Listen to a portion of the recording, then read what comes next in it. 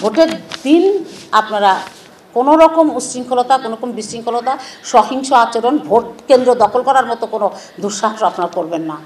Vote কেন্দ্র দখল করবেন আর গিয়ে ব্যালট ছিনতাই করে ব্যালট মেরে দিবেন, এগুলোতে কিছু করবেন না। কারণ আপনারা অবৈধভাবে যে ব্যালটই ওর মধ্যে রাখেন না কেন, আমরা সেই ভোট, আমাদের কাছে তথ্য গেলে, আমাদের কাছে প্রমাণ গেলে আমরা কিন্তু সেই ভোট বাতিল করে দেবো যে কোনো মুহূর্তে। আর যদি অসদাচরণমূলক কোনো আচরণ করেন, আচরণী বিধি ভঙ্গ করেন, আমরা জাস্ট ইলেকশনের মুহূর্তেও আপনাদের প্রার্থিতা বাতিল করে দেবো। দেশের গণতন্ত্রের মূল প্রতিষ্ঠার জায়গাটাই হচ্ছে নির্বাচন। একটা নির্বাচন হলে দেশের সাধারণ মানুষ তার দেশের শাসন কাঠামোটা কীভাবে চলবে সেই জিনিসগুলোই তাদের কাঙ্ক্ষিত মানুষকে দ্বারা তারা ওখানে বসাবেন, তারাই পরিচালনা করবেন। তো আমরা কয়েকদিন আগেই মাসখানেক, কতদিন হয়েছে আমাদের নির্বাচন, গত জানুয়ারির 7 তারিখে আমরা আমাদের জাতীয় নির্বাচন করেছি।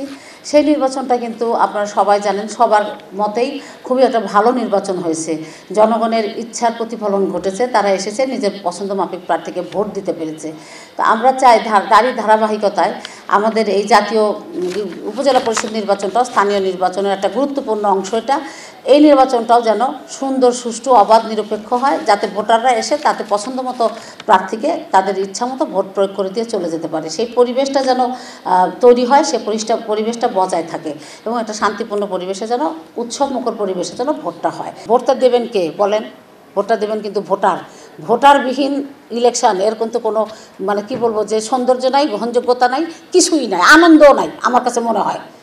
আমরা যারা আয়োজক, আমার তো মনে হয় যে ওই রকম মানে ভোটারবিহীন নির্বাচনে কোনো আনন্দ আছে, আমার ধারণা আপনাদেরও আনন্দ নাই। কারণ আপনার একটু মনে হয় যে আমি 10% ভোট পেয়ে যেতা আর 80% ভোট পেয়ে যেতা, দুটোর মধ্যে একটু তফাৎ আপনারাই নিজেরাই ক্যালকুলেট করেন, বের করেন। তো আপনারাই চিন্তা করেন যে পরিবেশ নষ্ট করে আপনারা 10% ভোটে জিততে চান, ভোটার না এনে নাকি 80% ভোটে জিততে চান। এটা আমি আপনাদের উপরে এই ভাতটা ছেড়ে দিলাম সিদ্ধান্তে। একটাই নির্দেশনা, আপনারা সব প্রার্থীকে সমান চোখে দেখবেন, নিরপেক্ষতার সাথে দেখবেন, যেই হাঙ্গামা করবে তার বিরুদ্ধে আইনগত ব্যবস্থা নেবেন। এটাই আমাদের নির্দেশনা, কমিশনের এটাই নির্দেশনা, এবং ওনারা এই নির্দেশনায় প্রতিপালন করবেন। যদি ওনারা এই নির্দেশনা প্রতিপালন না করবেন না, যিনি করবেন না তিনি তার দায় বহন করবেন। আর আপনারা যারা যে প্রার্থী এটা বহন করবেন না, আপনারা তার দায় বহন করবেন নাকি বলেন?